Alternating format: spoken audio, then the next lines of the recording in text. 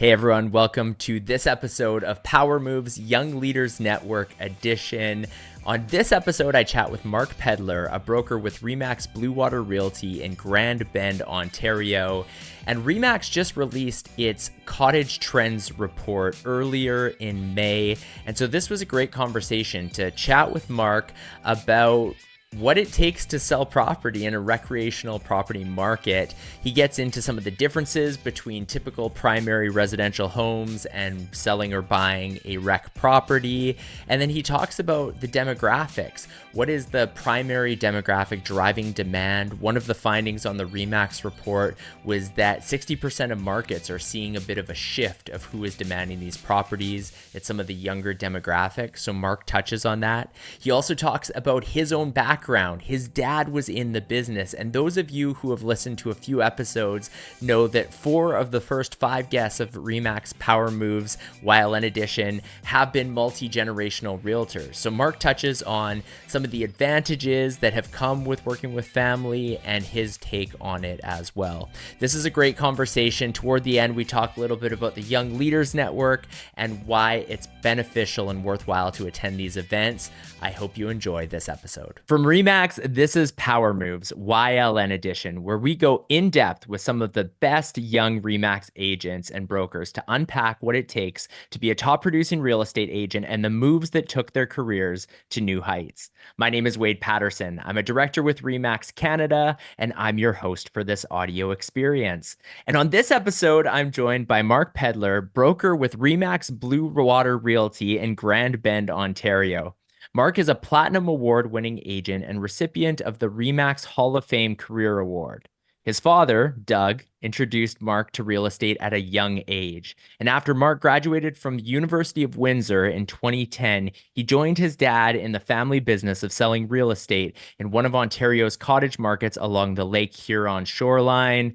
Mark, welcome to Power Moves YLN Edition. Wade, thanks for having me out today or on today.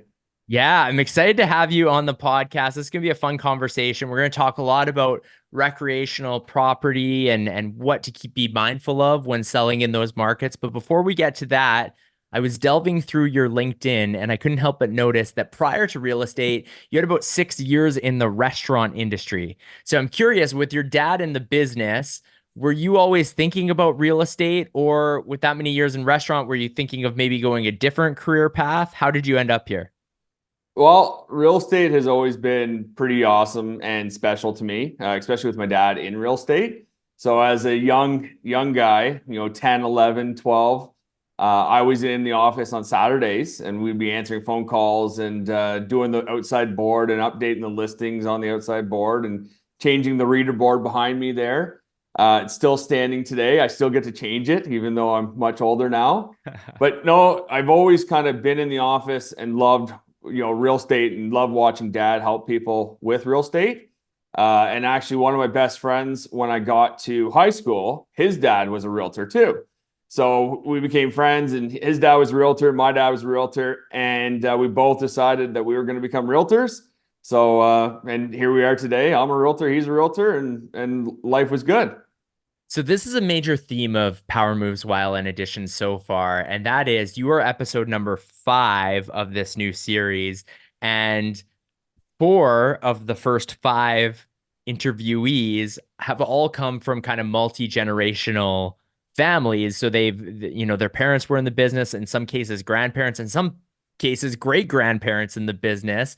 But I'm curious, everyone has a bit of a different take on this, but for you, what was that experience like? Do you think you had a bit of an edge compared to somebody coming into the business who didn't have maybe a parent who was in real estate, or how did it impact you? Did your dad make you kind of carve out your own way? You definitely have an edge, especially in a small town like this. There's definitely an edge. I mean, I got a great last name that's known in the town. So there's definitely the edge, but there's also you got to work harder to grow what your parents had. So just because your dad sold real estate for 30 years in a small town and a small recreational market, you've got to be there and be on the top of your game to grow that legacy.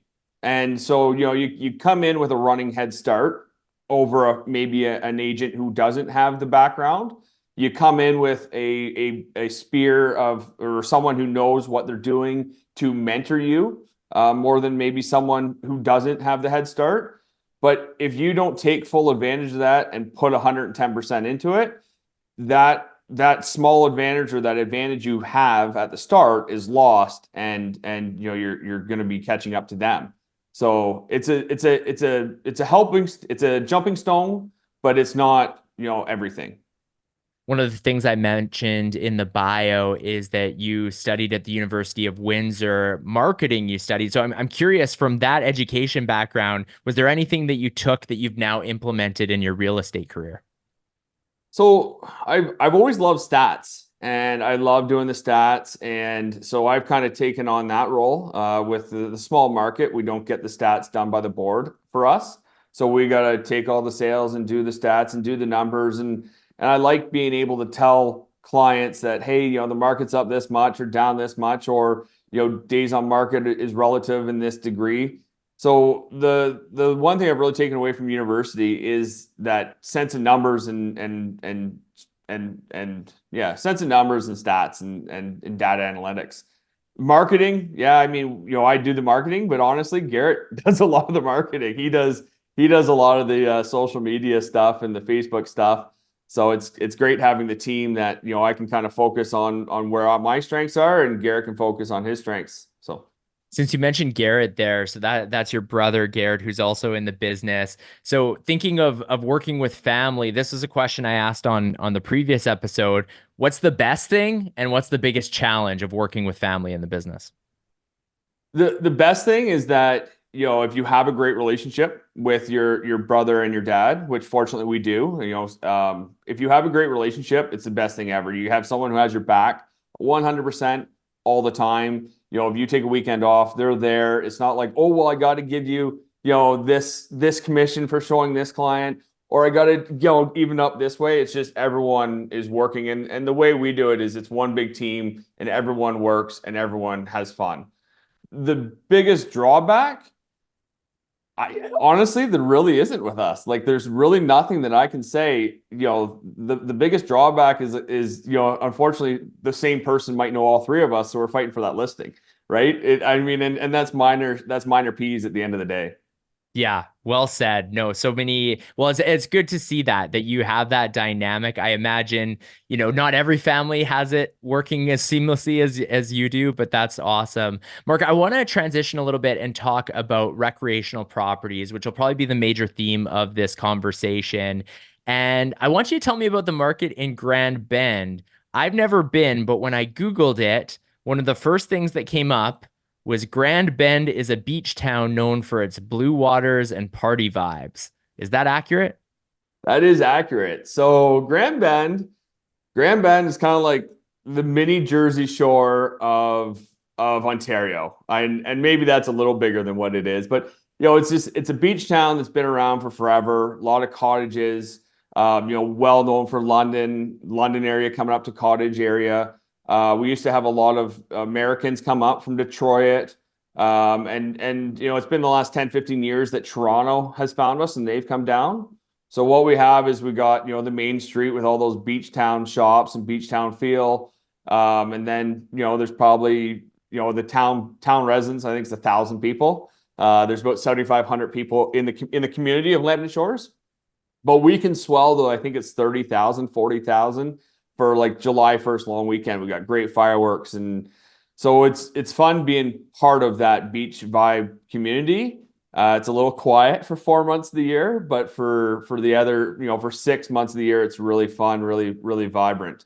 And Grand Bend, we have a blue flag beach, so we're blue flag designated beach. We got a blue flag designated marina. So the services that are here are top notch. We're constantly ranked one of the best beaches in Ontario, or top 10 best beaches in Ontario. So Wade, you got to come down when you're in Toronto next. I'll show you around. It doesn't take very long, a 5-minute drive. You've seen the town. But hey, we'll show you around. We'll go to some cool beach spots and beach bars and go from there. I love that. Well, I'm curious too how that impacts your job, right? And your busyness, because you mentioned quiet for 4 months of the year. actual number of residents in the low thousands, and then it swells during the warmer months. So like right now, we're recording this in early May. I would imagine this is one of probably your busiest times, but how does a typical year look like in terms of how busy you are? And maybe if you can add into that during those slower months, how do you make sure that you're keeping yourself busy and continuing to help people with their real estate transactions? I remember my second year in real estate. I almost wanted to quit real estate. I said, this is too slow for me. I don't know how dad does this. It's January, there's 3 feet of snow on the ground. And you can only go through the buyer's book so many times. And actually dad had given me this book of buyers when I started. He says, here, start calling those people, and that's how you're going to get started. And they were warm leads at best. And so I called the one lady up, and it was, kind of the start of March, or end of March, start of April. And she says, it's still ski season. Don't call me yet for cottages. It's not that time yet. I stopped calling the book. I said, well, those people are grumpy. I got to get new leads somehow. So, I mean, our market, from depends when the snow melts, but like the start of March is kind of when we get busy. End of February, start of March, we start talking to people about getting listings ready. And by the end of March to the end of May is when we predominantly see all our listings hit the system, or a major part of our listings hit the system. And then, June, July, August, we're busy with people coming up, cottagers in the area that say, I love Grand Bend, I want to move here. September, October, if it's nice, November, we still get those people who say, I was in Grand Bend this summer, I want to find a cottage for next year, or I want to find something before the snow flies. And then, December comes around, it's Christmas, everyone kind of gets preoccupied, stays in the city. January, February, that's always about, getting back to the basics, making sure, you caught up on your books, you caught up on stuff that you haven't been able to do. So, I mean, January, February is always catch up time.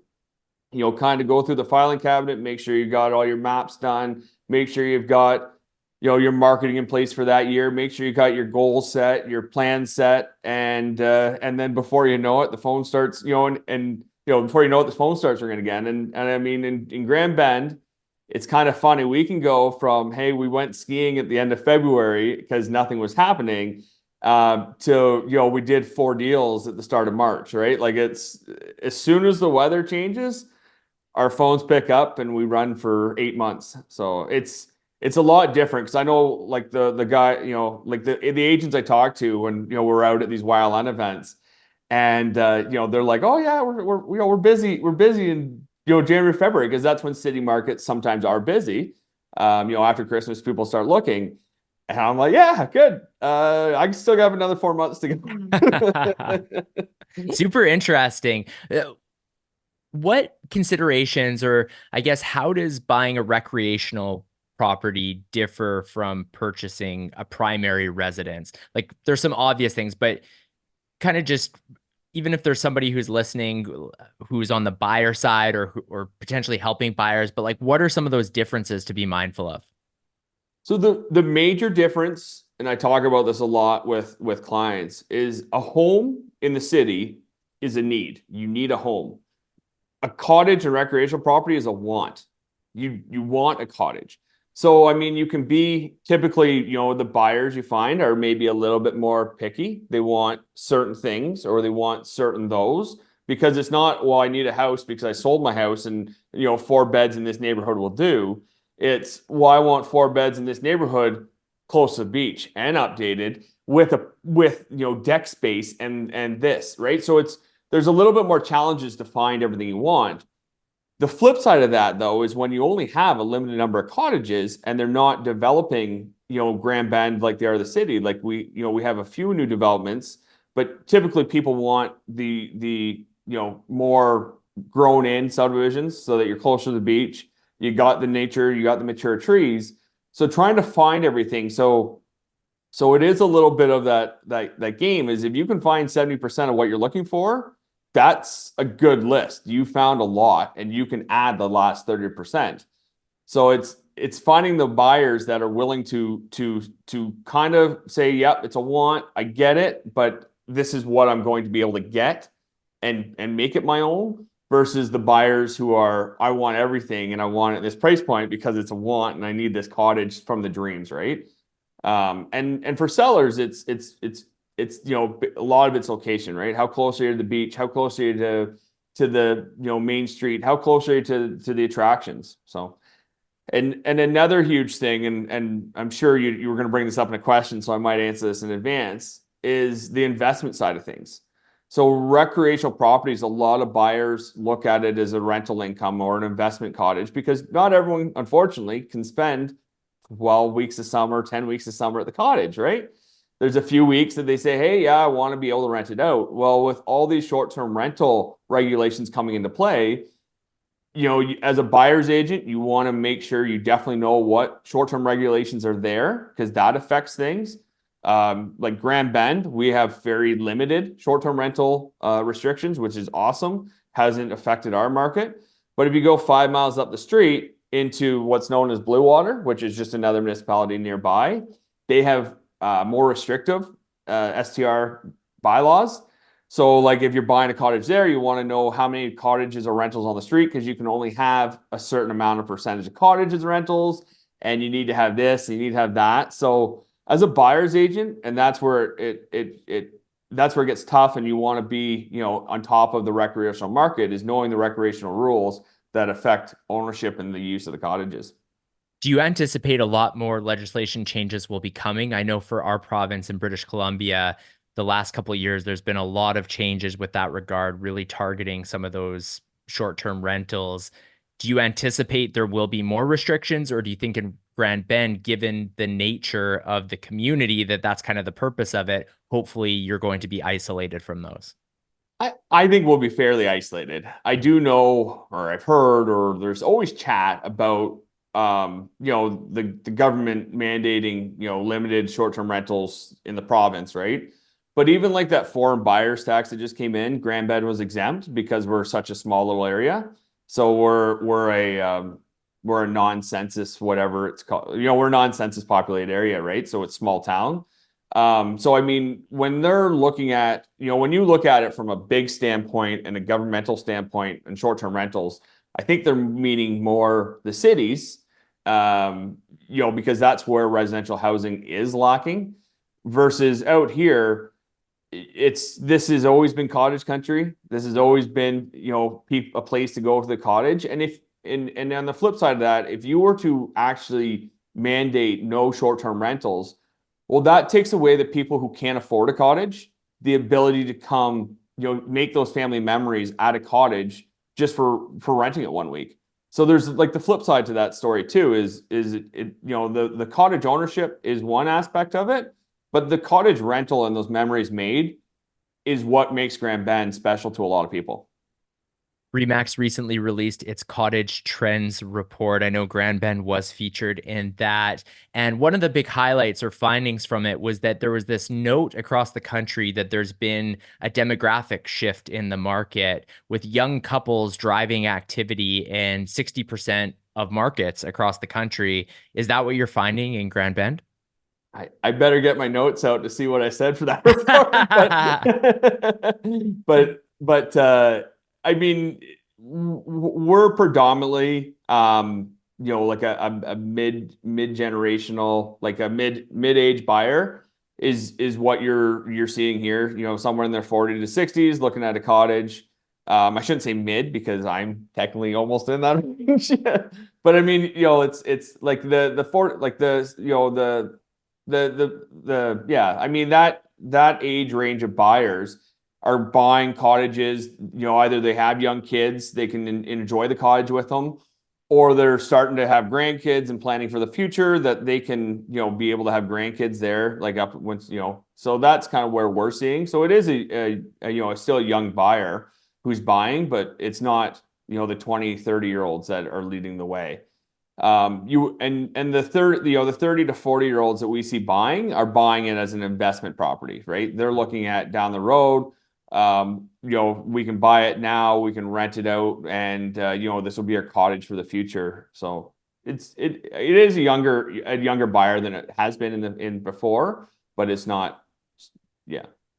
One of the impacts we saw from COVID was that a lot of employers across the country loosened up in terms of the ability to work from home or work from remote locations rather than maybe having to go into the office. Earlier in the conversation, you mentioned there's been a bit more interest from Toronto in the last couple of years. I'm curious, do you get some of that as well as maybe these young professionals who no longer have to be going into a physical office, who are thinking, hey, I'd rather be in close to the lake, close to some beaches, a nicer, smaller community? Has there been some of that as well? There absolutely. I think every beach town and every small community benefited from the less office time. So yeah, we've definitely seen an increase of buyers saying, I can buy a recreational property and I can, come up and work from the cottage more. So whether it was, now becoming their full-time residents, or they looked at it as, hey, I'm actually going to be able to spend more time here. I can justify having a cottage to go to that I can spend 4, 5, 6 weeks there and be able to work while I'm there still. Another thing I want to ask you about, and then we'll shift gears, talk a little bit about YLN before wrapping this, Mark. But I couldn't help but notice, as being a Calgary Flames fan myself, last October you posted a photo at the Heritage Classic, and I think you were with the Kadris, Nazem Kadri's family, or got that invite. So is that a connection through real estate and that type of thing, or how did that relationship come about that you were able to go to the Heritage Classic as an invite of Nazem? Yeah, no, I mean, I meet a lot of great clients in real estate, right? So, Sam and Sue, Naz's parents, I've met them through real estate and they're amazing people. So now every summer I play in their golf tournament, and that was one of the live auction prizes in the Wow. golf tournament. And so Garrett, my brother, and I, we jumped at the opportunity to go out to Edmonton and watch the Heritage Classic, and that was a lot of fun. And yeah, it was a lot of fun. It wasn't too cold. We had great weather for it, and we got the first class experience. As you would. You got treated like a family of the Flames. So Very no, it was cool. good. I got my jersey signed, and actually I got one of Nas's Leaf jerseys hanging in the office from the Nice. first time I dealt with the family. I said, "Oh, I need to get a jersey signed." So it's hanging up in the office. It matches our blues better, but I know they want me to take it down and put a Calgary one up, but we'll see. That's all right. I love that. All right, let's talk a little bit about the Young Leaders Network. So you've been an ambassador, which, by the way, thank you for being a part of this ambassador group, because all of the success of the Young Leaders Network, I don't think would even be possible if it wasn't for all of you who are on the ground and kind of building that up, building those relationships. But what benefit have you gotten out of being part of the Young Leaders Network? I've met a lot of great people. Anyone in the Remax, anyone in Remax that's under 40, I highly recommend you get involved in the YLN. I've met a ton of great people, and they're all over Ontario, all over Canada. And being part of the YLN as an ambassador, on those monthly calls, you kind of get a reality check on what the market's doing throughout the country. And when you go to these YLN events, like Vancouver, Victoria, that's coming up, that or will be done by the time this comes out, I think. I mean, there's so much fun. I remember the first one in Kelowna, or the first one was in Toronto, but the first actual event that was in Kelowna, I remember coming back, and me and Garrett were like, wow, like that just happened at a Remax conference. Like there were so many fun memories, fun stories. And one of the guys I met from Brampton, at Kelowna, I just had him sell a house for me. And so, I mean, those relationships, they're great people and they're great friends, but they're also great to have those connections that, hey, if I need a place sold in Ottawa, Brampton, Mississauga, wherever, I have someone that I know and trust to work for me. So yeah, no, I had sent my clients who lived in Brampton, the name of the agent there, and they loved it. They loved him, they loved working with him, and it was all good. So Love that. And you mentioned it. So we have the next YLN event, which is going to be the third since we've been doing this as Remax Canada. It's happening May 12th to 14th. That will probably be in the past by the time the audience is either listening to or watching this episode, but specifically talking about kind of those in-person events. So, when we talk about the YLN, there's really two aspects. There's the closed Facebook group, which is the digitally connecting, and then there's the in-person events. So you touched on it there, but if you could just kind of speak to why there's the real benefit of maybe making that investment in time, in money, of getting to the physical event. Why do you think it's worthwhile? It's about connecting with people, right? And making those connections that, making those connections with other agents across the province. It's, for me, had I not gone to that first one in Kelowna, I would have not met, Ricky up in Brampton. I would not have had that referral. I would have maybe sent him to someone else who might not have done a great job or done the job. I would have not. So, by picking up one person's name or, becoming, adding to your referral network just a little bit at each conference, you don't need to go out and meet all 75 people at each event. You go out and you meet 5 to 10 people really well that you have a good connection with, that you can meet 5 and 10 people the next time really well. You're going to grow your connection list and your referral network, in a strong way, and have strong connections. And that's what the YLN, that's what all conferences are really about, right? Is meeting people and growing your network of trusted people that you trust. Well said. Mark, since this is Power Moves, YLN Edition, we like to end every episode with a power move. So what is your power move when it comes to real estate? Knowledge. Knowledge is key. If you know your market inside and out, clients know that from the first 5 seconds of meeting you. So for me, I don't like to go very far. I don't like to strand very far away from Grand Bend when I'm buying and selling with clients. So a marketing teacher, this is one of the things I picked up at my University of Windsor with the degrees on the wall there, is do one thing really, really well. Don't be something, be something to someone, not everything to everyone, because you'll be nothing to nobody. And that's one thing that's really stuck with me is, if I know a 20-mile radius of from Grand Bend, which is, half an hour drive, and I know that market really, really well, and I get into talking to anyone that I can know it like the back of my hand, the client is going to feel like, hey, this guy knows the market and I'm going to work with this person. And if you get, someone who, maybe doesn't know the market that well or doesn't know a neighborhood, and they get stumbled up on the basic questions of, well, where's the beach access? I mean, that's a pretty basic one. Obviously there's better ones, like what's the short-term rental policies in the area? If you have the knowledge and you can be an asset in the knowledge category for your client, they're going to know that within the first 5 seconds of talking to you, and they're going to want to work with you. And actually, Garrett, my brother, has taken on this as well, a lot of knowledge, and he met a client at an open house. And this is how, this is a recent example. I like, I have examples of this too, right? But